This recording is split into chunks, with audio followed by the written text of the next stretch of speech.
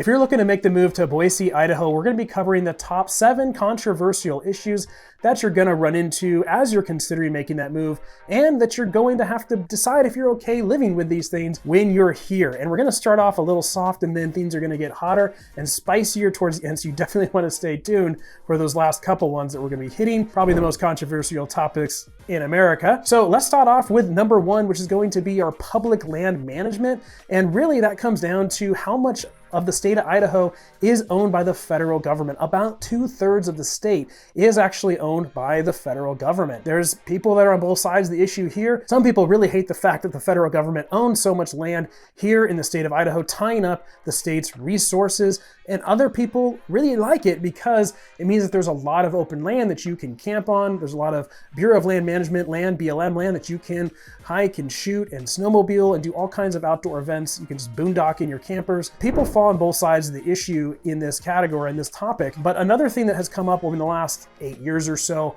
was a pair of brothers in Texas, the Wilkes brothers. They actually bought quite a sizable portion of land, and it was private land, and a lot of people were still hunting and snowmobiling on that land, but it landlocked a lot of those areas. And they actually erected gates and moats on back roads that normally people would take to get in, and now they couldn't get to their favorite hunting spot where they were snowmobiling, that kind of thing. That created a huge controversy. Still isn't really resolved. You just really got to be aware of where you're going. Make sure that you're not on private property. I really recommend an app called OnX. There's a series of apps that they have that are going to help you as you're in the backcountry here in Idaho. Number 2 is going to be political views. You're going to see a lot of comments on this YouTube channel about political views here in Idaho. So, obviously Idaho is a very conservative red state. That's why a lot of people are choosing to move to Idaho over certain areas, especially if you're coming from California.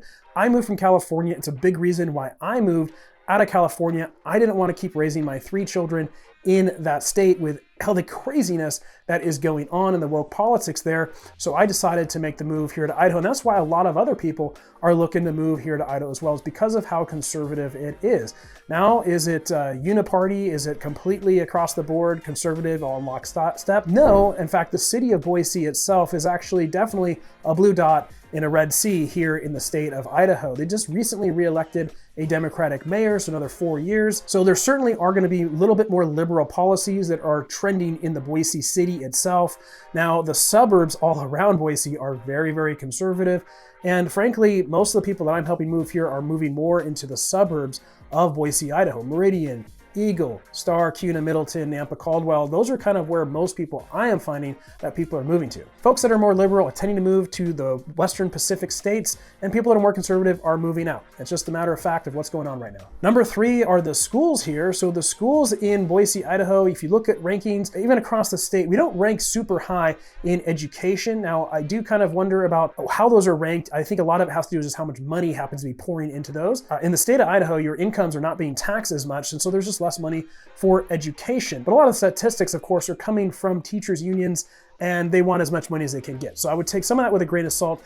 That being said, the best school districts are going to be West Ada school districts, which are considered Boise, but really specifically Meridian and Eagle in particular. But that being said, going back to the politics, they are public schools. So if you're concerned about what your children are learning, there are still politics and policies that are trying to be pushed in school districts all across America. So you have to be very, very vigilant if you put your children in public schools, in charter schools, and frankly, even in private schools. We homeschool, but we do homeschool hybrid programs, but we're always very vigilant about what exactly are our children being taught. And before we hit this next topic, guys, I just want to let you know I'm a local real estate agent. I moved here from San Diego, California. I was a 3rd-generation San Diegan, but I made the move to Idaho, and I'm so glad I did, and I specialize in helping people just like you make the move here to Idaho. So if you're looking to make the move, I can help you buy a house here. I don't help with rentals, but I do help with buying a home. Contact information is on the screen. Reach out via phone, text, or email. We'll have a chat and talk more about your move. Number 4 is more limited government, smaller government here in Idaho. Now, is it Reagan era small government that a lot of people think are the glory days? Well, probably not quite that. There are certainly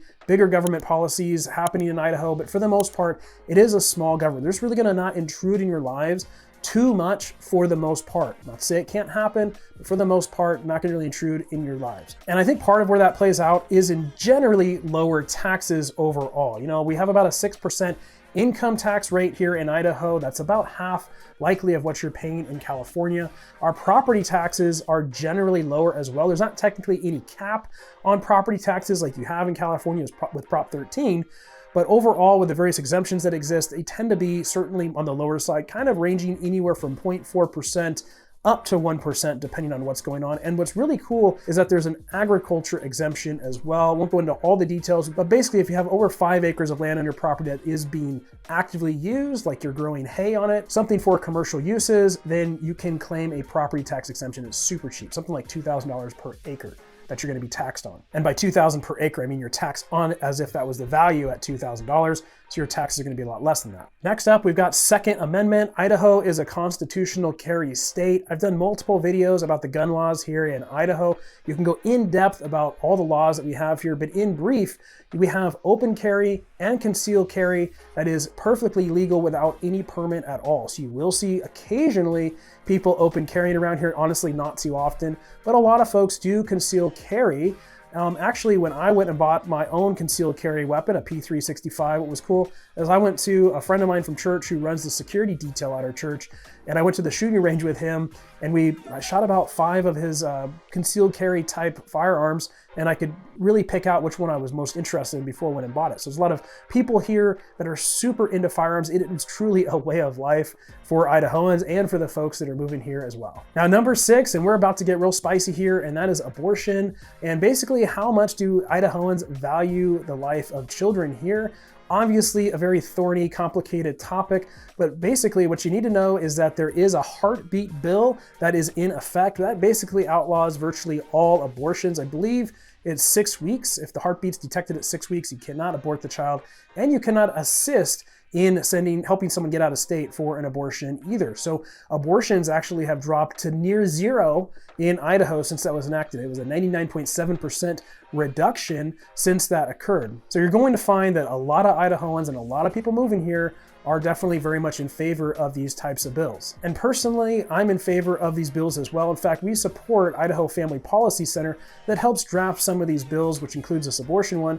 And then also the next really spicy topic is transgender issues, especially around youth. So there's 2 main trans youth bills in existence right now. One is on hold, one is in effect. The first one that is in effect is a ban on trans youth being able to use a different bathroom that does not align with their biological sex. There was a lot of controversy around this. Some school districts, specifically Caldwell, there was a big controversy around this where they were trying to very quietly pass a rule change that allowed kids to use bathroom of the opposite sex. And that got nationwide attention and it got shot down. And that's really what spurred on this law going into effect. And then finally, there is a law that is on the books, but it is being held up right now and challenged in courts. And that is a ban on any so-called youth trans affirming care. So this is preventing any sort of puberty blockers, hormones, or sex change type surgeries where they're mutilating children. That is a bill that's been passed. However, it has been held up by the courts, working its way. I believe the Supreme Court has agreed to hear it.